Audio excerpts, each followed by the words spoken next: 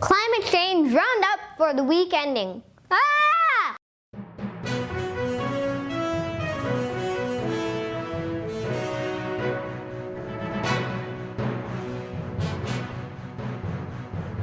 Number 10.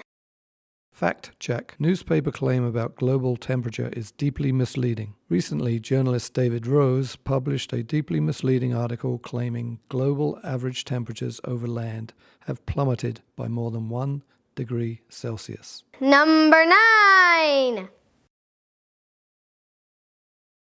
UK companies bankrolling tar sands pipeline giant Kinder Morgan. New analysis reveals that HSBC, Barclays and Aviva all have a significant financial stake in the company behind a controversial tar sands oil pipeline approved by Canadian Prime Minister Justin Trudeau last week. Number 8. Sea ice hits record low. Average Arctic sea ice extent for November set a record low, reflecting unusually high air temperatures, winds from the south, and a warm ocean. Number 7. The perfect tide. Sea level and the future of South Florida. A report from independent videographer Peter Sinclair. So one of the interesting things that I've discovered here in Miami Beach is that, a lot of people basically say, well, okay, we know that Miami's in trouble. Studies about sea level rise are pretty straightforward, that with 3 or 4 feet of sea level rise, Miami as we know it today is not going to exist. And yet the building here is going on in the same, at a record rate. They're continuing to build high rises all along the beach. Basically nothing has changed. For the next few decades, we're probably talking, a foot, maybe 2 feet. By the end of the century, is it 3, 4, 5 feet? What really concerns me on this is that the ice did not get the memo to stop melting in the year 2100. As I understand the science, at even a 2 degrees Celsius temperature limit, which is, although not the high ambition target, is more ambitious than what we all have collectively signed up to at Paris. That puts us in the order of when the ice finally stabilized, order 15 feet, 15 feet of sea level rise. Number 6. Trump and Pruitt will make America gasp again. When bad air days make a comeback, we'll know exactly who to blame. Number 5. Clean energy moving forward despite Trump's EPA pick, experts say. Trump's choice of a fossil fuel advocate and climate change denier to head the EPA comes at a moment when the American energy market has already shifted away from the most polluting fossil fuels, driven more by investors and economics than by federal regulations. Number 4. Donald Trump warms up. Trump turned around and named Scott Pruitt as head of the EPA after meeting with Al Gore. Number 3.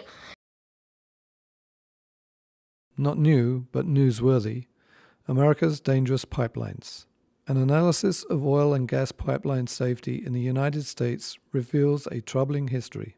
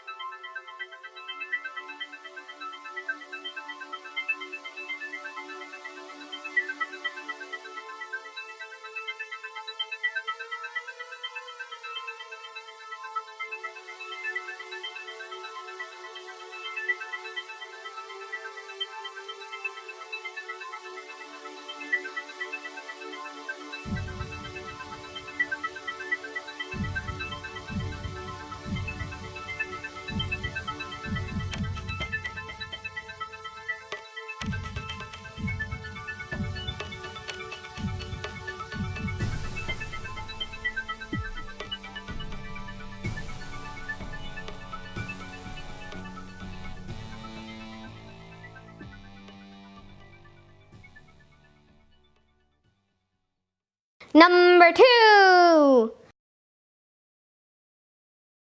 North Dakota's oil spill record. 85 pipeline accidents in 20 years.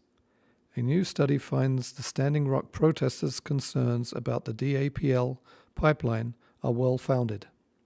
Your number one climate change news item is...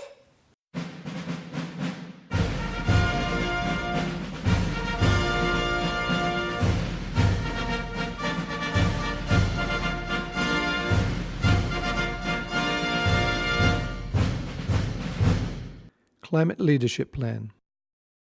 Alberta's climate plan starts January 1st and includes energy efficiency grants, a more diverse economy, new jobs and rebates to help Albertans adjust to the new price on carbon.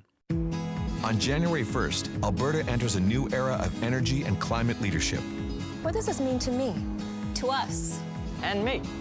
It means we're protecting our environment by putting a price on carbon. It means 2/3 of Albertans will benefit from carbon levy rebates. And Albertans who choose smart energy options will be rewarded with energy efficiency grants. It means we'll diversify our economy with more renewable energy and green infrastructure.